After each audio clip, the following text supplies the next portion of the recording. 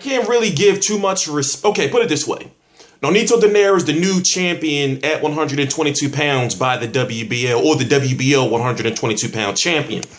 If you remember, the WBO champion at 122 pounds is supposed to be Guillermo Rigondeaux, but the WBO stripped him because they say he didn't defend his title against a top 15 title holder. I mean, a top 15 challenger. So now you got Nonito Donaire defeating Cesar Juarez on TruTV, December 11th, 2015.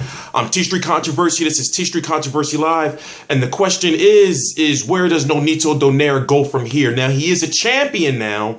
He's going to have mandatories. In fact, I can't see who his mandatory is. You know, he's going to have a voluntary, then a mandatory. But realistically, when it comes to the 122-pound division, I would like to see him fight a Carl Frampton. You know, the WBA title is still up for grabs in the 122-pound division. Maybe he can go back and do what he did in 2012 and 2013 in trying to unify the division, because right now it seems as though he can be the #1 guy again at 122 pounds, depending on what happens with IBF champion Carl Frampton, who's managed and advised by Al Heyman, versus Scott Quigg, who's the WBA world champion, who may be elevated to WBA super world. We don't know. But Donaire against Juarez, 2 knockdowns in the 4th round.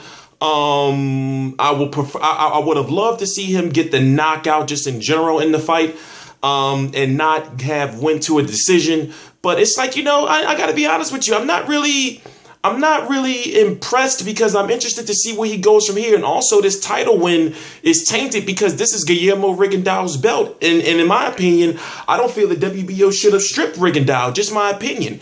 So I'm thinking, well, I wouldn't be surprised if Nonito Donaire fights someone like Shingo Waki. Now, he's been saying that he would love to rematch Nicholas Walters, but Nicholas Walters is now fighting at 130 pounds, and Nonito Donaire is back down at 122, so I can't even see them fighting at a catch weight of 124 pounds or 128. I just can't see it, you know. And in my opinion, Nonito Donaire should stay as far away from Nicholas Walters as he possibly can. He's just too big and just too strong.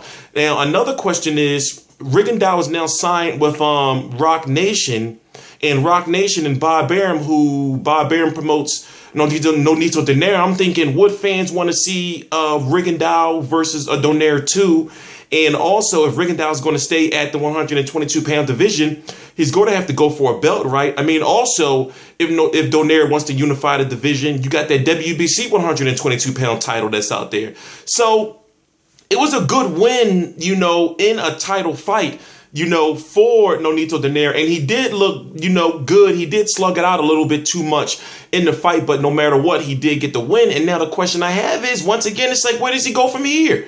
You know, I mean, the dude is good, you know, but at 33 years old and not being able to beat Rigondeaux and not being able to beat Nicholas Walters, even though he can move to the 126-pound division and maybe give Gary Russell some problems, but when it comes to the political landscape, he can't fight Gary Russell. So I'm just lost on where to rank Nonito Donaire at this point in time in his career, because it's hard to give a guy really credit for winning a vacated belt, you know, because nobody really knows who Cesar Juarez is, you know, so it's not like you can say, oh yeah, Donaire beat Cesar Juarez, you know, and then he didn't knock him out. So it is what it is. But no matter what, still a good win. He is a world champion again by the WBO.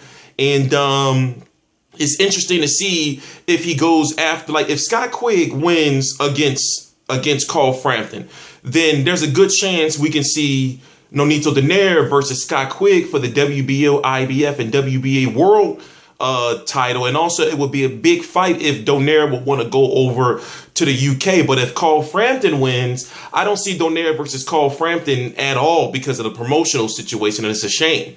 But I'm T-Street Controversy. This is T-Street Controversy Live. I cover every single major fight live. Please subscribe.